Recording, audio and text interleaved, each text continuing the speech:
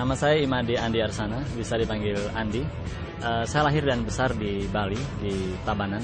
Namun sudah 15 tahun terakhir ini saya tinggal di Yogyakarta. Saya menamatkan sekolah di Bali, di SD 1 Tegaljadi, kemudian SMP 2 Marga, dan SMA 3 Denpasar. Tahun 2001 saya menyelesaikan S1 di Teknik Geodesi UGM di Yogyakarta. Kemudian tahun 2004 saya mendapat beasiswa Australian Development Scholarship untuk sekolah S2 di University of New South Wales di Sydney dengan bidang kajian batas maritim internasional. Minat ini terus saya kembangkan dan saya berusaha konsisten hingga saya melanjutkan S3 di University of Wollongong.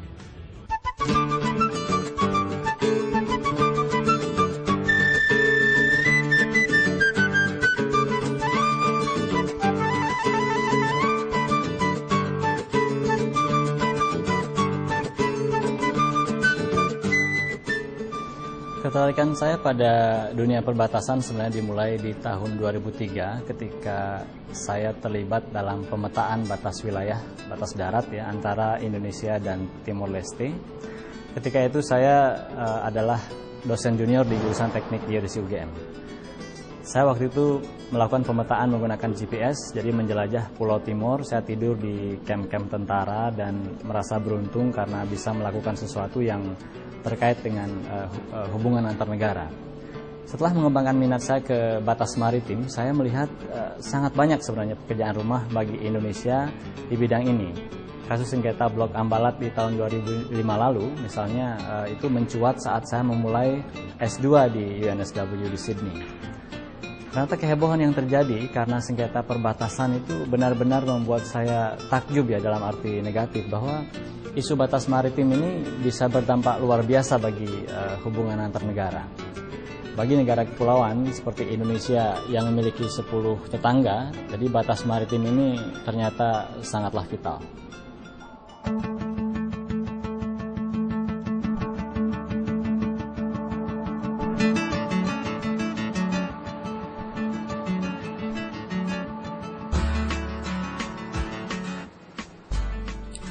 Sengketa batas maritim antara Indonesia dengan negara tetangga itu terus terjadi.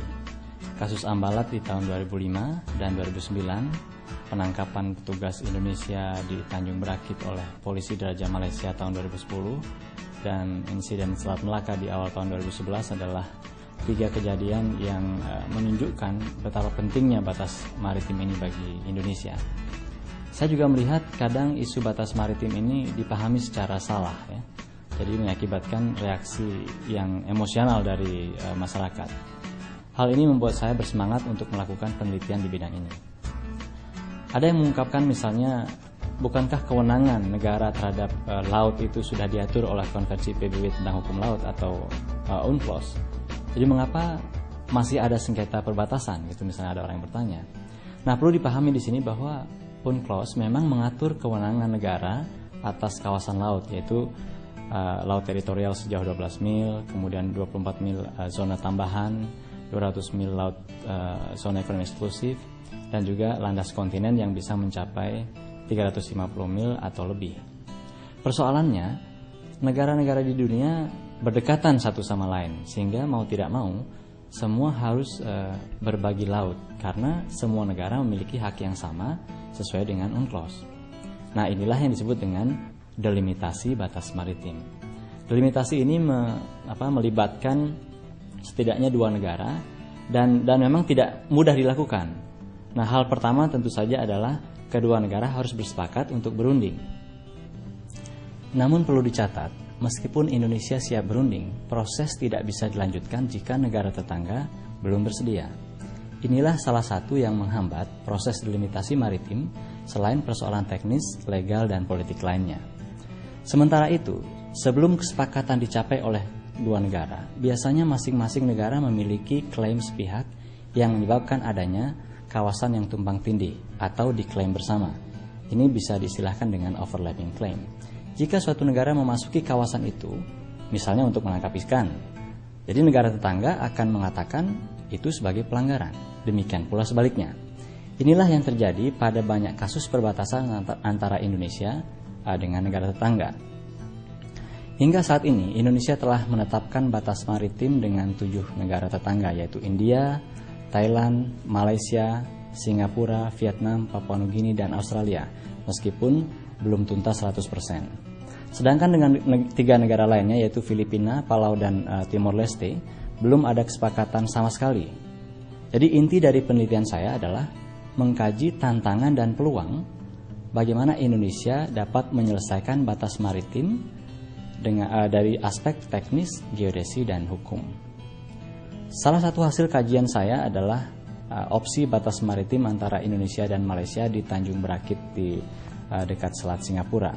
Dalam kajian itu, saya mempertimbangkan aspek teknis atau geodesi dan legal, sehingga dihasilkan beberapa kemungkinan garis batas yang bisa dipertimbangkan oleh pemerintah Indonesia dan Malaysia. Karena merupakan kajian akademik, maka hasil riset ini saya publikasikan di jurnal ilmiah.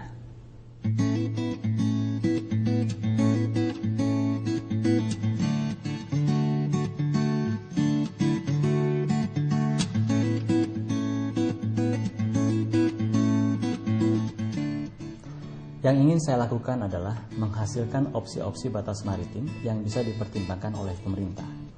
Selain membuat rekomendasi resmi, hasil penelitian saya akan saya bagikan dalam bentuk pelatihan kepada pihak-pihak terkait, kemudian lewat mata kuliah di UGM, publikasi buku, jurnal, artikel, dan video.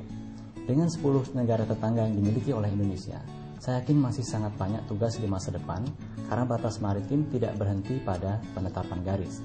Yang lebih penting adalah justru mengelola kawasan perbatasan itu sendiri.